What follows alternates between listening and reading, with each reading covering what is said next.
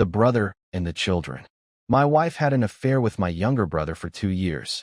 My 3 adult children knew about it the entire time. They helped her hide it. When I finally found out, I did not scream. I did not throw anything. I did not confront a single one of them. Instead, I spent 3 months planning. And then one morning, I simply disappeared. A year later, I came back. And when I came back, I destroyed their perfect little world in ways none of them could have ever imagined. My name is James. I am 54 years old. I built a heating and air conditioning business from a single used van in 1998 and turned it into a company with 42 employees and 3 locations. I had been married to Linda for 30 years. We had 3 children, all grown. Emma, who is 28, Tyler, who is 26, and Chloe, who is 24. I used to tell people I had everything a man could want. I used to mean it. My brother Daniel is 4 years younger than me. He has always lived in my shadow. He never held a job for longer than 2 years. He cycled through marriages like seasons. He always needed something, and I always gave it, because that is what family does. For 30 years, I sent him checks. I hired his sons for summer work. I paid for his 3rd wedding. I was, as my mother used to say, the foundation of the Holcomb family. I believed her. I found out on a Thursday night in February. Linda had left her iPad sitting on the kitchen counter, logged into her iMessages. I walked past it to grab a glass of water, and a notification popped up. The name on the screen was Daniel. Is he gone yet? Tell me you are alone. I cannot wait another day. I stood there, in my own kitchen, at 10 o'clock at night, and I felt my entire life become a stranger. I did not touch the iPad. I did not pick it up. I walked into the living room, where Linda was watching her cooking show, and I sat down beside her on the couch. I put my arm around her shoulders. She leaned her head against me and said, "I love you, honey." I said, "I love you too." And I meant it. That was the worst part. I still meant it. The next morning, I went to my office 2 hours early. I made a list on a yellow legal pad. At the top, I wrote 3 words: confirm, protect, remove. For the next 3 months, I did all 3. I installed a tracker on Linda's car, legally, in the state we live in, where one-party consent is all that is required. I hired a private investigator, a quiet woman named Ruth who had once been an FBI analyst, to follow my brother. I waited. Within 2 weeks, I had enough to bury them both. They met at a rental cabin Daniel had been paying for with money from a consulting business. I had given him the seed funds to start. They met at his apartment. They met at motels. They had been meeting, according to Ruth's detailed report, at least twice a week for approximately 23 months. Almost exactly 2 years. But the worst part of the report was not about Linda. It was not even about Daniel. It was about my children. Emma, my oldest daughter, had driven Linda to the cabin at least 6 times. Ruth had photographs. Emma would pick her mother up from our house, drop her at the cabin, and then go shopping or to lunch, and return 4 hours later to drive her back. She was a courier. My own daughter. Tyler had covered for Daniel at family events. On my own mother's 75th birthday, when I had asked Tyler where Daniel was because Daniel had promised he would come, Tyler had looked me in the eye and said, "Dad, he is in Phoenix for a job." Daniel was not in Phoenix.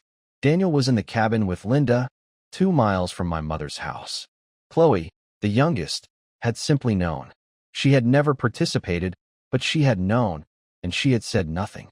She had looked at me at the dinner table, had laughed at my jokes, had asked me for money for her graduate school application, and she had known. 3 children, 2 years, thousands of moments they could have told me, and did not. I did not confront them. I did not confront anyone. Instead, I called my lawyer, a man named Harold who had worked with me since 1999. I told him everything. He did not say a word for almost a minute. Then he said, "James, what do you want to do?" "I want to disappear," I said. "I want to take everything that is mine, leave nothing that is hers, and I want to come back a year from now and bury them in the truth." Harold said, "Give me 6 weeks." In 6 weeks, Harold quietly sold my business to a competitor who had been trying to buy it for 5 years. We structured the sale through an LLC so that Linda, who had never shown the slightest interest in the business, would not notice. He moved the proceeds into accounts she could not reach. He drafted a divorce filing that would be submitted the moment I said the word. He arranged a small cabin for me in rural Montana, purchased through a trust. I told my mother the truth myself, one Saturday afternoon.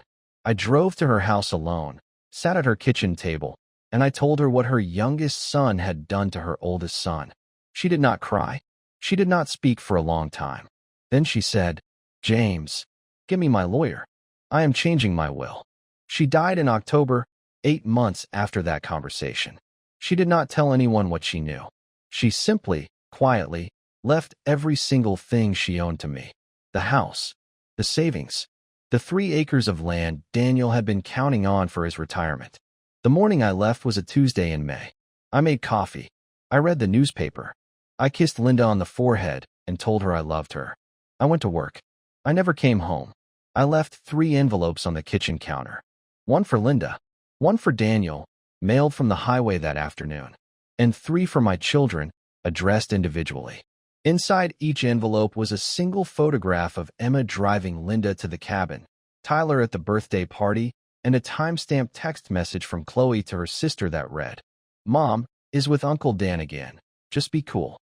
Attached to each photograph was one line, written in my own handwriting. "I know. I have known. You chose. So have I. Do not look for me." I changed my phone. I drove across 4 states. I settled into the cabin in Montana, and I did not speak to any of them for 13 months. Here is what I learned in those 13 months, through Harold, who kept me informed. Linda and Daniel tried to move in together. It did not work. Without my money propping him up, Daniel could not afford the life Linda had grown accustomed to. They fought constantly. Daniel's wife, Margaret, my sister-in-law, had received her own envelope from me 6 weeks after I left, and she had taken Daniel to the cleaners in the divorce. She took half of everything he had, which, without my monthly checks, turned out to be almost nothing. Emma lost her engagement. Her fiancé, a good man named Ben who worked at my company, had read the letter I had left for her on her kitchen counter. She had not told him. He found it by accident. He called off the wedding 3 weeks later. Tyler's wife left him. She said she could not stay married to a man who had lied to his own father for 2 years. She took their son and moved to her mother's house in Ohio. Chloe, the youngest, the one who had only known, had a nervous breakdown. Harold said she had called my office 11 times in 1 week, sobbing. I did not answer a single call. I did not read a single text. I cut firewood. I learned to bake bread. I walked a trail behind my cabin every single morning, and I thought about my mother, and I thought about my father, who had died when I was 20, and I thought about the kind of man I wanted to be for the rest of whatever life I had left. I did not cry, not once. I had already cried everything I had in the first week. I came back in June, 13 months after I had left. I came back on the day of the family reunion. The reunion my mother had hosted every single June for 40 years. The first one since her death. Linda had taken it over. She had invited every aunt, every cousin, every branch of the Holcomb family tree. She had told them I had abandoned her. She had told them I had a breakdown. She had been rewriting the story for 13 months. I walked into the backyard of my mother's old house, which belonged to me now, at 3 o'clock in the afternoon. I was wearing a gray suit. I was alone. Margaret, my former sister-in-law and now my good friend, was in the car around the corner, waiting. My lawyer Harold was beside her. We had rehearsed. The yard went silent. Linda dropped her drink. Daniel stood up from his chair. Emma covered her mouth with both hands. "I would like everyone to hear something," I said. My voice carried across the yard like my father's used to.